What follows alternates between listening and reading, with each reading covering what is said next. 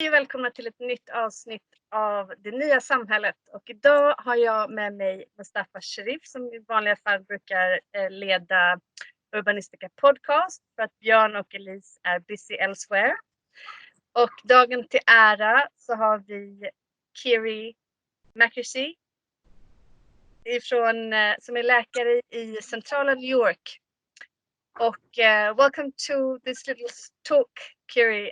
We're curious to know what it's like to be a doctor in the greater metropolitan area of New York when you are experiencing this epidemic and the center of the epidemic in America, as I've learned. What is the situation? First of all, how are you feeling today? Today I feel good. Today I feel fine, thank you. How I feel depends a lot on whether I'm about to go to work. Today I'm not working, and so I have the pleasure of talking to you. Tomorrow I am working, and things change if I'm heading into work or not. Can you tell us what your working situation is like and what it's like in New York at this moment? What is the situation like for you as a citizen and for you as a doctor at a hospital in New York? So as a citizen, suddenly New York has become very, very quiet.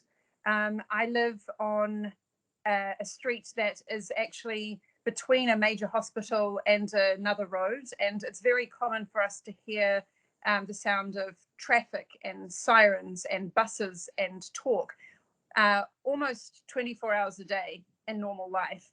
And the very strange thing is how suddenly you hear birds singing, and it is actually quiet on the street.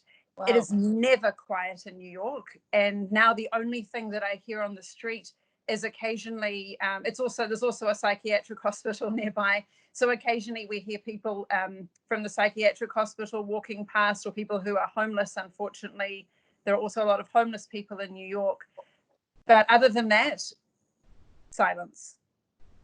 As a doctor, everything has changed. I used to take the subway. I stopped taking the subway. It felt too risky to take the subway all of a sudden. Where I work, we stopped doing normal surgery. The hospital is entirely full of people who have COVID. We have converted places that don't usually have patients into places where we have to look after patients. And we've opened up new ICUs all over the hospital. Nobody used to wear a mask inside the hospital except inside the operating room, or very occasionally inside somebody's room who had an infectious condition. Now we wear masks pretty much from the moment that we walk through the doors of the hospital. Kiri, I had a question. How does New York look like now? Are there many field hospital or just like Javits Center? So there are several field hospitals. They're mainly in tents. A lot of them are being used for testing and for triage. So I don't believe many of those hospitals are being used in an ICU capacity. They're being used to figure out who needs to go into an ICU inside a hospital. And considering the fact that this is maybe the first of many epidemics that we'll experience in the future, how do you believe as a doctor that a metropolitan area can build resilience in the future event? What can we learn from this? How could we build a more sustainable society in terms of preventing disease from spreading? Do you have any? A lot of opinions. A lot of opinions, yeah. So American health has functioned for a long time in a private model, and the ideal has been what they call a lean model, a model that only stocks what they need at any time, that doesn't have any waste, that doesn't store things that they don't need to store. And what we've seen through this is that model might be very profitable, but it's very, very fragile. And without a stockroom full of things that we need in an emergency, we are very, very vulnerable. And that's what medical workers have felt throughout the city. From the point of view of a member of the public, it's very the easiest comparison I have is what's happened back where I'm originally from, which is New Zealand. The leadership in New Zealand has made an enormous effort to communicate directly and honestly, and to keep the population aware of everything that's happening and what the plans are from the start. And by comparison, what we've seen in America is that there was denial, that people changed their story, and so the public lost a lot of trust with leadership and started looking to alternative sources of information. And some of those alternative sources of information were good, and some of them were not good. But nobody trusts what's coming out of the official leadership anymore, because the trust is completely disintegrated. And so from the point of view of a member of the public, the really obvious example is whether you should wear a mask or not. And so initially, the message that the American public was given was, no, don't wear a mask. A mask doesn't serve any purpose. That's just something that other cultures do, and it won't help you. It turned out that maybe one of the reasons that they were saying that was to try and preserve masks for other reasons. And the moment that the public understands that the message that they've been given was not really for the purpose that they were originally told, but for some other secret purpose, how can you believe the person talking the next time they give you a public health message? You just can't. What about the faith in Andrew Cuomo? Is he popular in New York? Do people have faith in him? That's a very good question. So he's become very, very popular. He's partly become popular because he's challenging the federal government. New York is a typically a democratic city. New York State is a little bit different, but New York City is a city that generally supports the Democratic Party. And so someone who's challenging the current Republican federal government is going to be popular. Yeah. He's also been given a fairly consistent message, and he's speaking fairly directly. There is some feeling that he maybe should have acted sooner, but he is gaining, what he's saying has gained traction and popularity. I think he's been fighting a difficult battle. Unlike some countries, if I was to name one overarching characteristic of American culture, it would be a desire for freedom and personal freedom. And so one of the big challenges that any administration has had is trying to convince people that this is the right time to hand over that very important personal freedom. New Yorkers love expressing themselves. They like being free. And before this sort of shutdown happened, one of the big things that I heard people talking about on the radio was, oh, how dare anyone tell me what to do? That's my freedom. I get to choose. And it really took time for people to say, oh, actually, I'll just freely choose to stay at home, and to kind of reframe. Yeah, exactly. I was wondering, because now we are talking about trust to the government, trust to the people as a superhero says. How is the trust within the community, with your neighbors? How is the atmosphere? So that's actually one of the most beautiful things. It's incredible. It actually moves me. I've had neighbors, my neighbors know that I'm a doctor, and they know that I'm going to work. And my neighbors baked me a cake. One of my neighbors went to a store, and we're only allowed to buy a few masks. I didn't have a lot of masks for work. And one of my neighbors went back to a store every time she could to buy me another mask for work. Not a regular mask, but a special mask. And she knocked on my door and she handed it to me, and she said, we both started crying when she gave me the mask. Wow. And then she realized that I wasn't angry with her for buying the mask. And so she went back and bought me more masks and just left them on the door. A perfect neighbor. No, it's amazing. And my other neighbor I met on the roof. We were standing far apart. We met on the roof, and we met at 7 o'clock, because 7 o'clock is when, for a couple of minutes, the city will clap. And they clap for medical workers out the window and on the roofs. And we met on the roof to clap for other medical workers. And there's a feeling at 7 o'clock that everybody really cares. And so at a very kind of grassroots community level, it is incredible. It actually, 7 o'clock is what keeps me going every day, because people are clapping, they're thanking us, and they care. It's I can see you're getting very emotional. Are you scared when you go to work? Yes. Yeah. I mean, I have a little boy. I have a husband. It's impossible not to think about it. Yeah, But I'm you impressed as well. yeah, Kiri, you and all the people working in the hospitals, you're our only hope. So if you're strong, we are also strong. So we are just looking at you every single morning. So and we have all the hope in you. So you're not alone as well. Thank you. It's actually the feeling that there's a purpose and a meaning to this, and that my colleagues feel the same. Is that we're doing this despite everything that the government has done to let us down, but we're doing this because we care.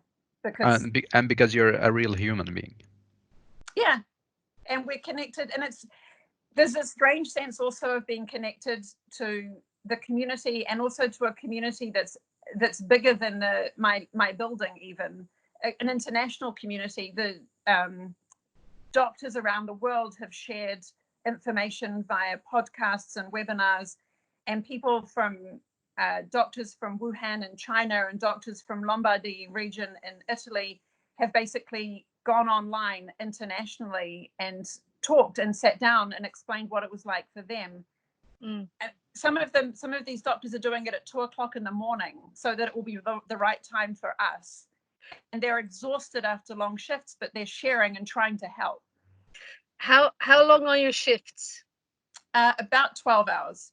12 hours, and you're fully dressed. You change everything, and you've got long sleeves, and after you're done, you throw away the tenue, everything.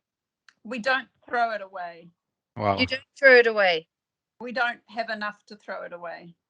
Because they say, I have my friend who's a biologist that we interviewed in Milan. She's at a lab in for the municipality. She says the virus can survive 72 hours on plastic material.